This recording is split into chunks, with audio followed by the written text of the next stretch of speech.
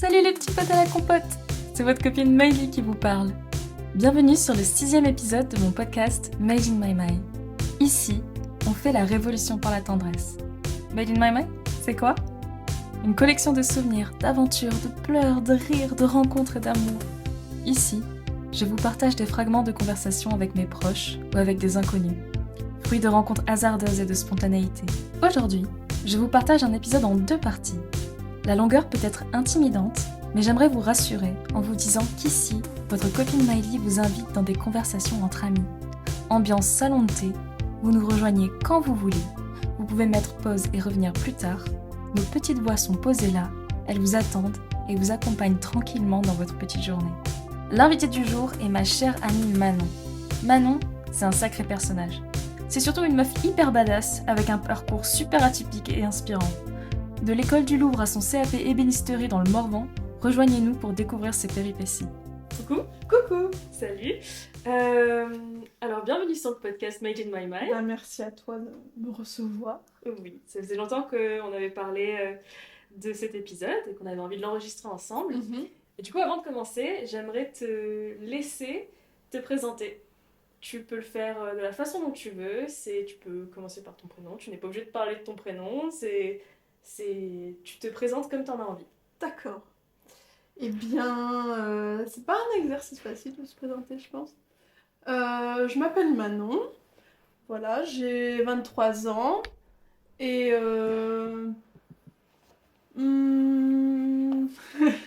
on se connaît depuis maintenant quelques années, comme on dit. Depuis le collège, en vérité. Mais en vrai, on s'est retrouvés finalement il y a assez peu de temps. Et tu m'as parlé de ton podcast assez rapidement finalement. Et j'ai trouvé l'idée vachement chouette et tout ça. Et de m'inviter dessus, ça me fait vachement plaisir parce que je me dis que, comme tu le disais dans tes premiers épisodes, tout le monde n'a pas forcément ne trouve pas forcément que son histoire est intéressante, etc. Mais c'est... Oh là là, c'est horrible en fait.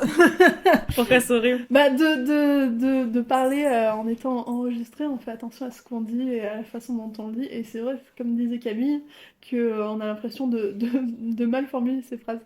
Mais en tout cas, oui, de donner la parole à une diversité de personnes et même des personnes anonymes, c'est vachement chouette parce que souvent c'est les personnes connues qu'on interviewe finalement, à qui on donne la parole, mais elles n'ont pas du tout la même expérience de vie que quelqu'un de lambda en fait. Donc ouais, c'est vachement chouette comme projet et je suis vachement contente d'être ici. Oui. C'est rigolo, tu m'as un peu devancé dans ma question parce que souvent... Alors c'est une question que je garde pour la fin. Alors peut-être que... Ouais, je vais pas sauter sur ce petit wagon, on va le laisser partir. Et on y reviendra tout à l'heure. Mais la question que je pose souvent, c'est... est-ce que tu pourrais raconter comment on s'est rencontrés? Puisque démocratiser la parole, mais aussi s'intéresser au processus de la rencontre fait partie des thèmes du podcast. Mais voilà, vous avez des petits prémices de comment on s'est rencontrés, donc ça date du collège, mais tout ça, mais on reviendra dessus tout à l'heure. Et donc aujourd'hui, nous sommes le vendredi 21 avril 2023. Et Manon, où en es-tu en fait dans tes études? Qu'est-ce qui se passe en ce moment dans ta vie? Dans mes études, alors, tout simplement en ce moment je suis en ébénisterie, mais ça n'a pas toujours été le cas. En fait, si on veut revenir à la base des choses, depuis que je sais pas quel âge, je m'intéresse à l'art et au musée et au patrimoine, parce que mes parents ont en tout cas cultivé ce goût-là en nous emmenant, mon frère et moi, dans des musées. Je me souviens, j'ai une anecdote, c'est assez rigolo. Quand j'étais toute petite, je devais même pas être au primaire, je pense, ou à peine. On était allé à Florence Et on était allé à la Galerie des Offices. Je sais pas si tu connais un peu les collections qu'il y a là-bas. Pas du tout. Mais notamment, il y a des Michel-Ange. Et le fameux David de Michel-Ange, voilà, pour recontextualiser un petit peu, c'est une grande statue en marbre du héros David qui a battu Goliath. Et cette statue, dans le musée, est présentée dans une sorte de niche un peu arrondie, et on peut en faire le tour. Et surtout, elle est sur un piédestal, et on peut la regarder d'en bas, enfin en contre-plongée. Et en fait, moi j'étais toute petite, et je tournais, j'ai cette image de moi qui tourne autour de la statue, sans m'arrêter en la regardant comme ça, et puis surtout Sous tous les angles. Ouais, sous tous les angles, et je me souviens aussi des mains. En fait, sur cette statue, les mains sont très particulières parce qu'elles sont disproportionnées, elles sont beaucoup plus grandes que nature. Et il y avait toutes ces veines sur les mains, et ça m'impressionnait. Je me disais, waouh, c'est trop beau, j'étais fascinée. Et je posais une question aussi à ma maman, je lui disais, bon, ça je m'en souviens pas, c'est elle qui me l'a dit, mais je lui disais, mais maman, pourquoi ils sont tous nus dans les statues? Je comprenais pas pourquoi ils étaient tous nus. Voilà. Et bon, après, j'ai grandi, j'ai compris, voilà, le sens esthétique de la nudité héroïque notamment, et l'étude du nu qui était très important pour l'anatomie, etc. Mais bref, tout ça a toujours fait partie de ma culture et de mes passions. J'ai fait un petit peu de dessin aux Beaux-Arts à Toulon, enfin des choses comme ça. Et puis en seconde, je me suis dit qu'est-ce que je veux faire de ma vie. Et puis bah, c'est ma mère qui a trouvé l'école du Loup, enfin qui m'a parlé de l'école du Loup. Et je me suis dit, ah ouais, ça a l'air pas mal. On y étudie une histoire de l'art. Bon, c'est flou, c'est un peu vague, mais ça me botte vachement. L'histoire déjà, ça me plaisait. Et puis alors, l'histoire de l'art, forcément, euh, on me rajoute le mot art dedans, tout de suite, j'étais à fond. Donc je me suis dit, ok, c'est ça que je veux faire. Donc c'est dès la seconde que tu as été orientée vers Vers- l'école du loup. Voilà, c'est ça, à la fin de la seconde. Et en fait, j'ai même choisi ma filière du bac par rapport à ça. Parce que à l'époque, je savais pas si j'allais faire S, ES ou L. Et j'ai choisi de faire L parce que ça me préparait notamment à la dissertation, qui était un des exercices demandés au concours d'entrée de l'école du loup. Donc j'ai sauté à pieds joints dans la préparation du concours. Ça a été un peu dur, notamment au moment de la terminale, j'avais beaucoup de pression. Bon, bah, avec le lycée où on était toutes les deux, c'était un lycée privé où les exigences en matière scolaire étaient très élevées, et puis surtout qui ne comprenaient pas forcément non plus mon projet professionnel. Ah oui, c'est-à-dire, quelle réflexion on a pu te faire C'est drôle, enfin je le découvre là, à l'instant, quand tu m'en parles, parce que pour autant, l'école du Louvre, c'est quand même une école qui est très prestigieuse, Ouais. et dans l'établissement dans lequel on était, enfin moi j'aurais pensé que les gens étaient, enfin que les professeurs étaient plutôt pour ce genre d'orientation. Ça dépendait des professeurs. En fait, il y avait un peu deux écoles. Le problème, c'est que, tu sais, ils étaient quand même très orientés scientifiques Mm. au lycée où on était. Euh, donc, ça, la plupart des gens, voilà, ambitionnaient d'aller soit en prépa scientifique, soit en médecine. Et ça, ils étaient vachement poussés à faire ça. Et finalement, les L et les ES étaient un peu relégués sur le côté. Et puis il y avait le directeur aussi, il était un peu dur. Ma mère, elle était représentante des élèves à un moment, et il y avait un conseil de classe Mhm. où il avait dit une phrase assez dure. Il avait dit, ici, ce n'est pas une usine à rêve. Voilà. Et ma mère, elle était un peu estomaquée, elle s'est dit, mais, mais si vous ne laissez pas rêver vos élèves, qu'est-ce qu'ils vont faire? Enfin, s'ils ne peuvent pas rêver à 17 ans de leur futur, à quoi vous servez? Mm. Enfin, et elle était un peu remontée contre ce truc-là de pas, ouais, de laisser de la liberté aux élèves de rêver, quoi. Mm, mm. De rêver leur futur, de rêver leur avenir. Et moi, c'est vrai que je voulais faire un truc complètement différent. Euh, L'histoire de l'art, il n'y a pas grand monde qui voulait faire l'école du Louvre. Enfin, Mais je que crois que t'étais la connaissais, seule qui à voulait faire l'école la... du Louvre. Ouais, j'étais la seule à présenter Ouais. au lycée où on était. Mm, mm. Donc j'ai passé le concours, c'était assez stressant, j'ai réussi du premier coup. Félicitations. Merci. Et je suis montée à Paris, du coup, en 2017, à la rentrée 2017. Et j'ai commencé mon cursus École du Louvre. Et j'ai kiffé. J'ai kiffé ma première année. Je me suis dit, ah ouais, je rencontrais enfin des gens qui s'intéressaient au même sujet que moi aussi.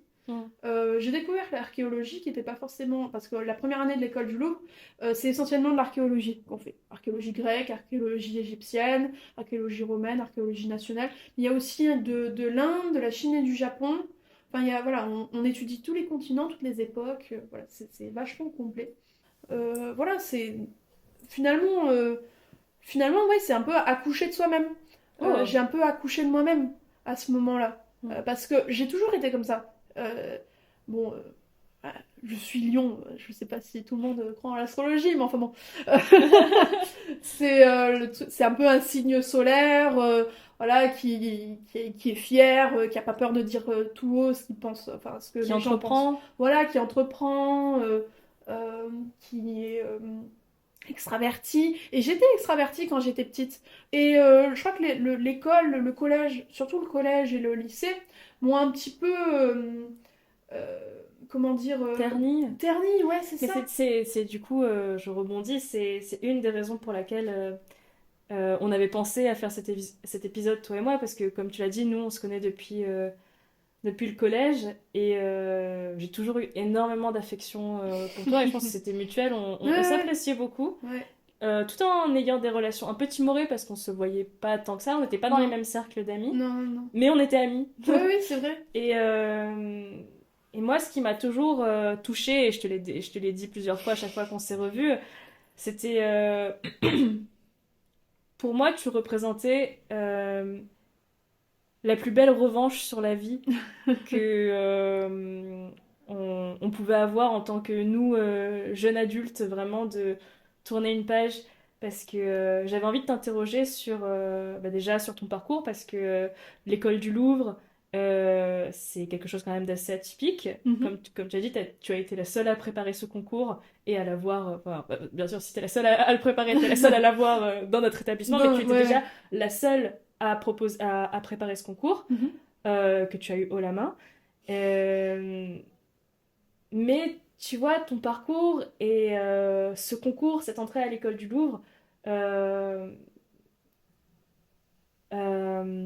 et puis après, moi, l'évolution que j'ai vue chez toi, de te connaissant du collège, puis de te revoir après en année universitaire quand t'es rentrée dans cette école, j'étais tellement heureuse de voir le changement et ton évolution. Et donc ça, je trouve que c'est une des raisons pour laquelle je voulais t'inviter sur le podcast. C'était pour que tu puisses parler de toi, ce que tu as vécu, cette transition du collège, lycée, jusqu'à ta vie d'adulte, ton début de vie d'adulte à l'école du Louvre et à Paris. Et maintenant, dans le présent, maintenant... avec les échéances dont tu vas nous parler tout à l'heure. On tease un peu. Un petit peu. Et maintenant, j'aimerais te questionner sur cette aventure que tu as vécue, qui est l'école du Louvre, que tu as vécue très jeune, du coup, à 18 ans à peine. Déjà, est-ce que tu pourrais nous partager ce que tu as ressenti ou ce que tu as vécu le premier jour où tu es entrée à l'école du Louvre? Alors, c'était donc le jour de la rentrée, on n'avait pas encore les cours, c'était le jour de la présentation de promo en fait. Donc on est allé à ce qui s'appelle l'amphithéâtre Rohan, qui est le grand amphithéâtre où il y a tous les cours. Et donc je suis allée là-bas, j'ai vu les étudiantes, alors parce qu'il faut savoir que l'école du Louvre est quand même très féminine, hein. Il doit y avoir 80% de filles là-bas. Et donc j'y suis arrivée, j'attendais de rentrer, et je me suis dit, et en fait ça c'était un truc important, je me suis dit, il faut que je me fasse rapidement des amis. Et il y avait ça aussi, il y avait... j'arrive dans un contexte complètement nouveau, et c'était une des premières fois dans ma vie, avec le CP, donc ça remontait quand même il y a assez longtemps, où j'arrivais dans un nouvel établissement.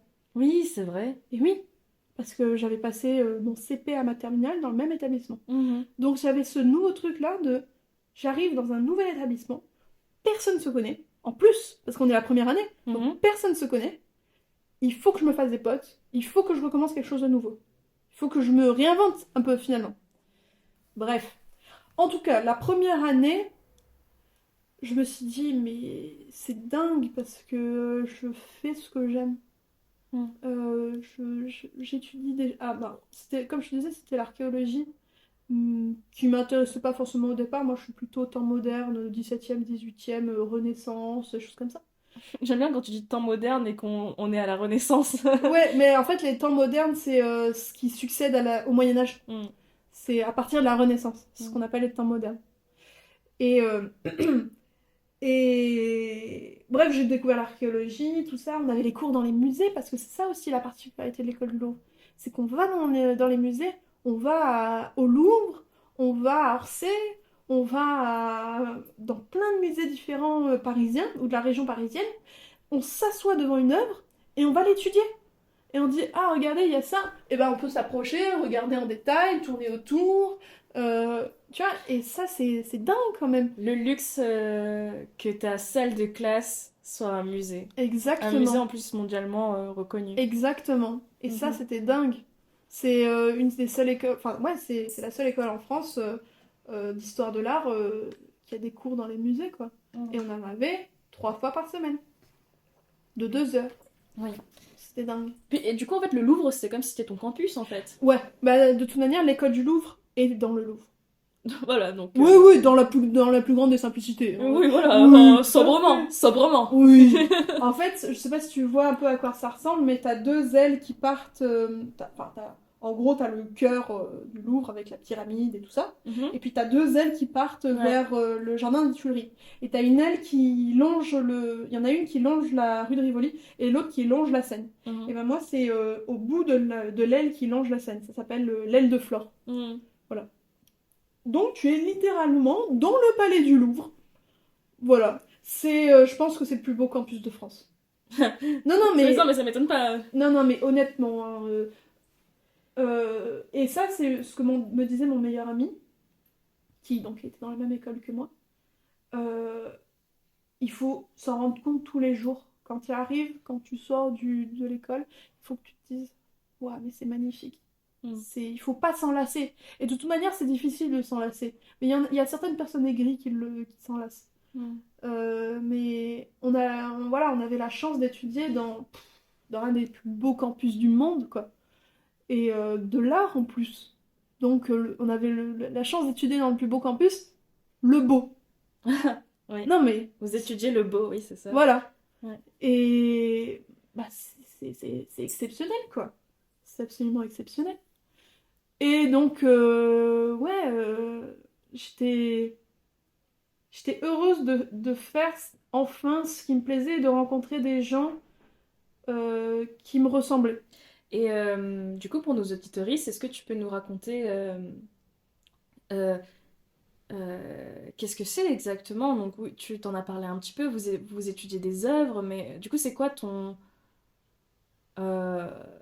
rapport à l'art et aux études? Enfin, comment... Quand tu dis tu faisais enfin quelque chose qui te plaisait, qu'est-ce que c'était exactement? Comment ça se déroulait?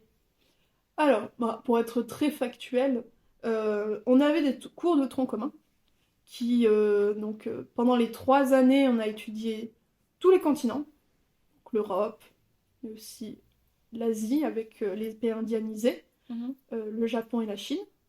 On a fait un peu d'Afrique en 3e année, on a fait de l'Océanie, on a fait de l'Amérique, et on fait toutes les époques. Donc de la préhistoire, l'homme du néolithique, même du paléolithique, jusqu'à... Alors, bon, ça m'intéresse moins, mais on a quand même fait un peu de 20e siècle aussi. On a fait du 20e siècle. Donc, première année, voilà, je te dis, archéologie. Et j'ai fait des découvertes super intéressantes. Par exemple, j'ai étudié l'Inde, que je pensais jamais étudier de ma vie. Et ça qui est dingue à l'école du Louvre par rapport aux autres facs. En fait, les facs, tu choisis tes cours. À l'école du Louvre, t'es obligé de tout étudier. En tout cas, en tronc commun. Donc, j'ai appris l'hindouisme.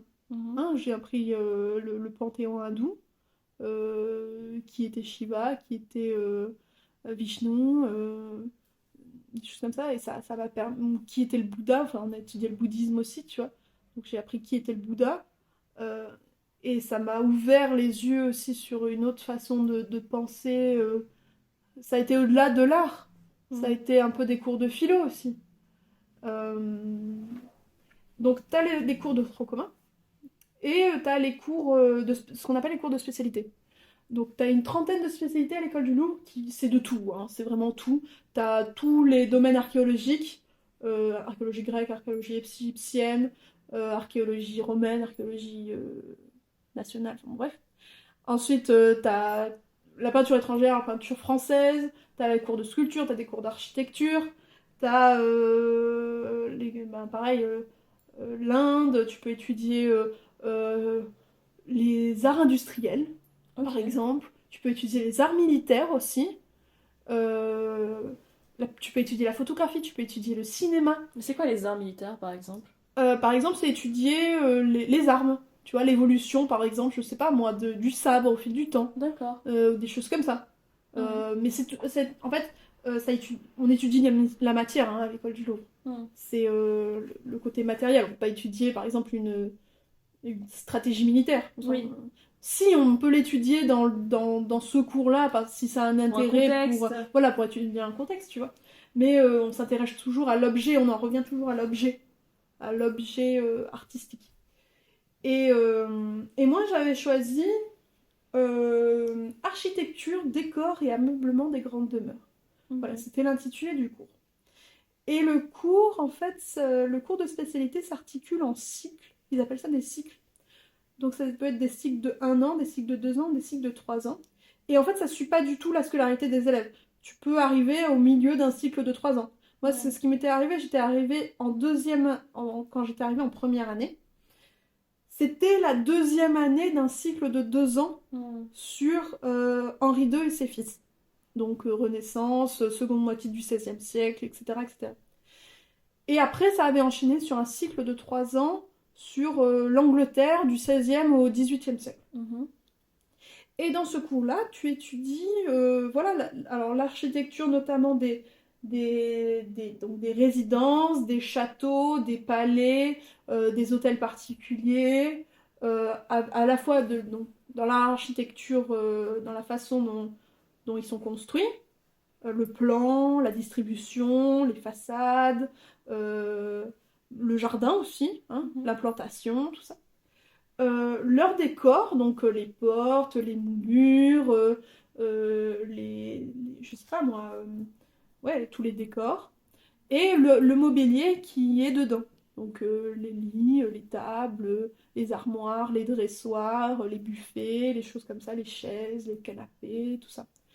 Et donc ça fait que c'est un cours très complet sur la façon de vivre et sur la vie des gens.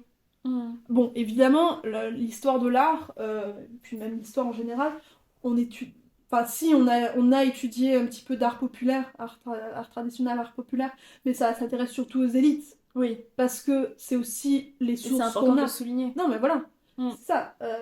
C'est l'historiographie qui fait que on s'intéresse surtout au mode de vie des élites, parce que c'est eux dont on a le plus de sources, dont il reste le plus de choses, parce que ça a été conservé, parce qu'il y avait l'envie de conserver, etc. Il y a des cours d'art et tradition populaire, de savoir comment vivaient les paysans, qu'est-ce qu'ils avaient comme art aussi, parce qu'il y avait... Il ne faut pas négliger la production artistique de ce qu'on appelait le tiers-état à l'époque, et puis même après la révolution de la paysannerie, de la petite bourgeoisie, de ces classes populaires, finalement. Mais moi, en tout cas, j'étudiais la façon de vivre des élites. Et j'ai trouvé ça toujours très intéressant par rapport à d'autres domaines de l'histoire de l'art qui sont uniquement, comment dirais-je, un peu abstraits, tu vois. Parce que c'est, par exemple, un tableau. Bon, bah, un tableau, le peintre, il le peint, tu l'accroches au mur, et puis voilà. Il a une signification propre, tu peux l'étudier dans sa composition, dans ses couleurs, dans son sujet, etc. Alors que un palais, un château, un hôtel, il va vivre. Ses meubles à l'intérieur aussi. On va déplacer les meubles, il y a une aile qui va être refaite, il va y avoir un agrandissement, il va être abandonné pendant plusieurs années. Ensuite, il y a d'autres gens qui vont y aller, qui vont l'occuper, mais de différentes manières. Il va avoir plusieurs fonctions. À un moment, il va être une résidence, à un moment, il va changer, ça va devenir un musée, tu sais pas pourquoi. Mais en fait, tu sais pourquoi, parce qu'il y a un contexte qui fait que. Bref.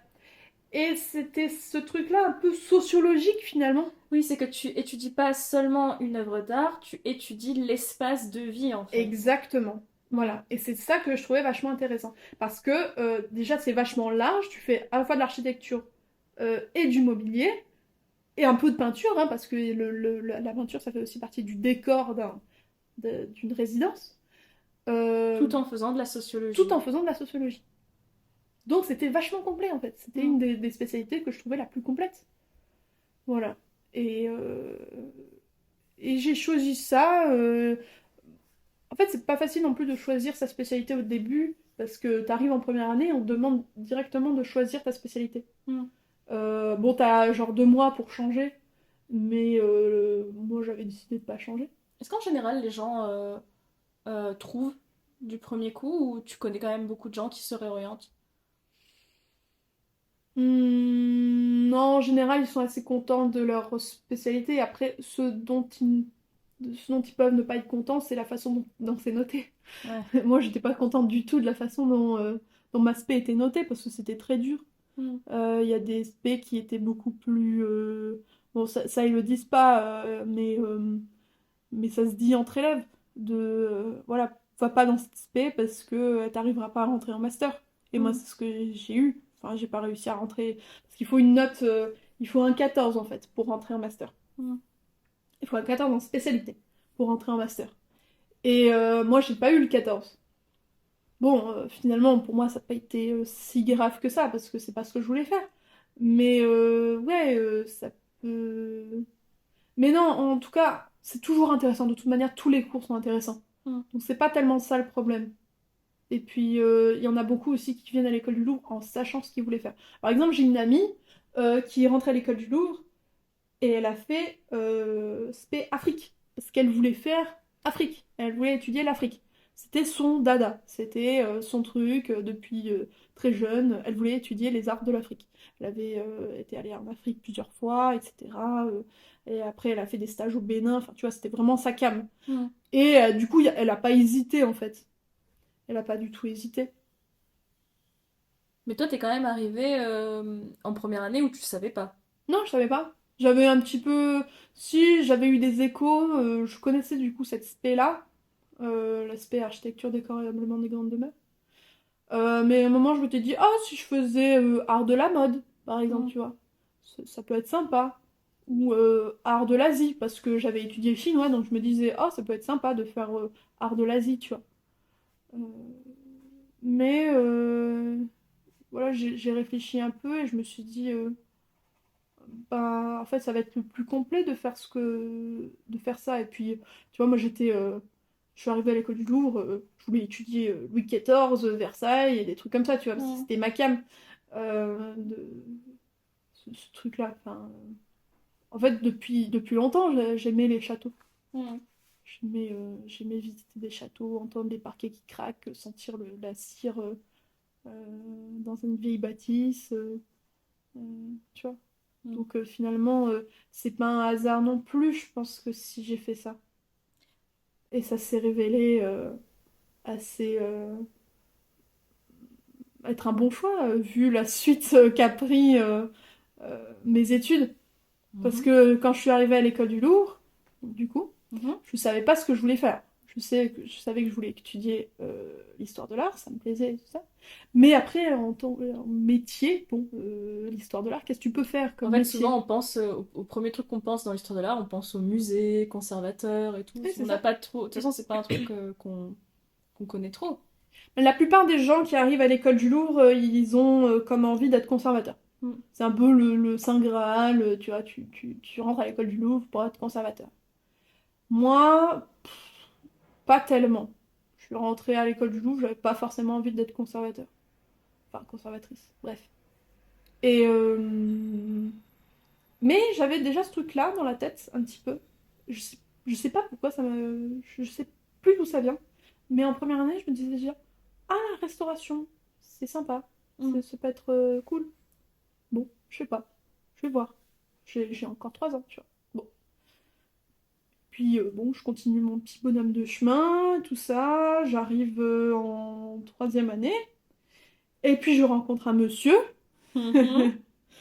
Je rencontre un monsieur qui est le meilleur ami de mon meilleur ami. Enfin, bref. Euh, euh, on se met ensemble parce que on sort ensemble. Et ce monsieur-là est restaurateur de sculptures. Tu veux qu'on lui donne un nom, comme ça sera plus facile. Allez, donnons-lui un nom. Comment tu veux l'appeler? On va l'appeler. Je sais pas. Ah, je sais pas. On va l'appeler Tulipe. Tulipe? Allez. Viens, on lui donne un vrai nom. Ok, d'accord. On peut l'appeler Antoine. On peut l'appeler Antoine. Très Ça bien. ressemble à Tulipe, il y a le t. Ok. Ouais, ouais. Alors, tu rencontres Antoine, Je rencontre Antoine. tu te mets. Donc on se met ensemble. Voilà. Voilà. Parce qu'on se plaît bien. Donc à cette Et- époque-là, tu as 21 ans? J'ai. 20 ans? Non, j'ai 20 ans. Ok. Donc J'ai tu 20. rencontres Antoine à 20 ans, Je vous vous rencontre mettez Antoine. ensemble. Voilà, exactement. Et donc lui, il a un peu le même parcours que moi. Il est plus âgé, hein, il a 27 ans à ce moment-là. Ah oui? Ouais, Ah, je me souvenais pas de ça. ouais, ouais, ouais. Ok. Parce que mon meilleur ami a le même âge en fait. Il avait 27 ans à ce moment-là aussi. Non, 26, Ah, je me souvenais 27. plus de ce Bref, détail quand tu m'avais raconté ta rencontre avec Antoine. Et donc on se met ensemble. Et donc lui, il vient de finir ses études. Il vient à peine de finir ses études en fait. Et quelles sont ses études? Eh bien, il a eu un peu le même parcours que moi. Il a d'abord fait l'école du Louvre à la sortie du bac. Et à la fin de son premier cycle, il est parti faire de la restauration du patrimoine en spécialité sculpture à Tours. Voilà. Qui est une des écoles en France qui permet de faire de la restauration du patrimoine. Et donc, je trouve ça vachement intéressant, on en parle beaucoup, surtout qu'il vient d'avoir son diplôme, donc il m'en parle vachement, il a commencé à trouver du taf un petit peu de temps à autre, il vient à Paris. On vit une relation plus ou moins à distance, parce que souvent il vient à Paris pendant quelques mois, ensuite il repart, il retourne à Lyon chez son papa. Bref, il me parle beaucoup de son métier et tout ça, et je trouve Donc le ça... domaine de la restauration. Voilà. En sculpture, parce que c'est ce qu'il connaît. Et moi, je n'en parle pas de la restauration. Je le fais parler, tu vois, mais j'en parle pas par rapport à moi-même. Et en fait, un jour, il y a une présentation de l'école de Tours à l'école du Louvre. Et j'y vais, et je me dis, ok, il faut que je fasse de la restauration. C'est maintenant ou jamais. Si je le fais pas, je vais regretter. Mais qu'est-ce qui déclenche ça? Qu'est-ce qui te dit que c'est ça que tu veux faire? Parce que, en fait, je me disais depuis quelques temps, ah, la restauration, c'est trop cool, ça a l'air trop intéressant, mais c'est pas pour moi. Pourquoi tu te disais que c'était pas pour toi? Parce que c'est un métier manuel et que j'avais jamais fait des choses manuelles dans ma vie avant. D'accord. Ce qui est un peu faux parce que j'ai toujours fait un peu des trucs avec mes mains, tu vois, je dessinais, j'allais aux Beaux-Arts à Toulon, j'avais pas fait des trucs de ouf, tu vois. Mais j'ai toujours été tactile, tu vois, je faisais des trucs avec mes mains. J'aimais bien aider mon papa à bricoler, des trucs comme ça. Pas des trucs de ouf, mais j'avais toujours un peu cet attrait-là pour le manuel. Mhm. Mais vu, voilà, j'avais un truc un peu avec des œillères en mode, voilà, j'ai pas fait d'études, j'ai pas fait de... Depuis toute petite, je fais pas de la sculpture ou je fais pas Ouais. des trucs comme ça, des grands tableaux depuis que je suis petite. Donc c'est pas pour moi. Oui, tu te considérais pas artiste. Voilà. Et je suppose, hein, tu pourras me contredire, mais en plus, étant à l'école du Louvre, c'est quand même une école très élitiste et où il y a beaucoup de dissertations, c'est quand même très intellectuel en fait. Complètement. Du coup, tu te voyais plutôt dans le clan des intellectuels Exactement. plutôt que du côté des artistes, artisans, Exactement. manuels. Voilà. Ok. C'est exactement ça. Et en fait, à un moment de cette présentation, je me suis vraiment dit, ok, si au moins j'essaye pas la restauration, je vais le regretter toute ma vie. Hmm. Je le sens. Mais qu'est-ce qui t'a attiré vers la restauration du coup? Euh, la pluralité du métier. En fait, c'est un métier que je trouve un des plus complets au monde. Dans le sens où c'est un métier manuel parce que donc tu restaures, tu touches à l'œuvre, tu restaures l'œuvre, mais aussi T'es en intellectuel. contact direct avec Un l'œuvre. contact direct avec l'œuvre, ce qui est quand même un privilège immense dans la culture de pouvoir. Tu vois, dans les musées, on te dit toujours ah, ne touchez pas les œuvres, Ne pas toucher. vous pouvez les abîmer. Et oui, forcément, parce que bon, bref, il y a différentes règles de conservation qui font qu'il faut pas toucher, parce que voilà. Mais en tant que restaurateur, t'as le droit de toucher. Tu dois toucher. Et c'est un privilège immense. T'as le droit d'ouvrir les tiroirs, de faire des trucs. Voilà. Parce que tu es un professionnel agréé. Donc t'as ce côté manuel, t'as le côté intellectuel qui est absolument indispensable. Parce qu'il faut avoir une tête bien faite pour savoir qu'est-ce qu'il faut faire pour restaurer une œuvre correctement. Parce que tu as un bagage voilà, déontologique, artistique, esthétique, scientifique aussi. Voilà, c'est ça aussi. Donc c'est manuel, c'est intellectuel. C'est aussi euh, littéraire dans la façon française dont on a de séparer le littéraire et le scientifique. Hein. Donc c'est littéraire, entre guillemets, parce que c'est l'histoire de l'art. Il faut que tu connaisses l'œuvre dans son contexte historique, esthétique, social pour bien la restaurer, mais aussi scientifique. Parce que tu peux pas utiliser n'importe quel produit, n'importe comment, il faut savoir comment ça réagit avec tel ou tel matériau, la molécule, machin, je sais pas quoi, comment elle va abîmer ou pas l'œuvre, etc. Pourquoi l'humidité, un taux d'humidité supérieur à je sais pas combien, va faire gondoler ton bois, etc. Il faut que tu sois conscient de ça. Donc voilà, c'est complet dans tous les sens du terme. Oui, parce qu'en fait, du coup, cette formation fait de toi un artiste. Alors un artiste, non. Enfin, alors, Un artisan. un artisan, Voilà. un historien, Un scientifique. un scientifique et une personne littéraire et une conservatrice aussi. Oui, parce qu'on parle de conservation-restauration aujourd'hui. Mhm. Parce que la conservation prime sur la restauration. On préfère, c'est le dicton, mieux vaut prévenir que guérir. Oui. Voilà. Donc tu as aussi un conseil de... Après avoir... Si ton œuvre a été abîmée, déjà on essaye de faire en sorte que l'œuvre ne soit jamais abîmée. Mais s'il faut intervenir, tu interviens et ensuite tu donnes des préconisations au musée pour qu'ils conservent l'œuvre correctement pour pas qu'on ait à la restaurer. Tu vois. Donc c'est de la conservation aussi. Mais oui, c'est super complet comme métier, quoi. Et c'est ça qui est dingue, c'est que... Va me citer un autre métier qui est aussi complet, qui demande autant de... Alors du coup, oui, ça demande beaucoup de travail parce que... Alors on va y revenir, j'ai passé un concours, mais j'ai travaillé à la fois la physique-chimie, l'histoire de l'art, le dessin et l'ébénisterie. Et l'aquarelle aussi en passant. Voilà, donc...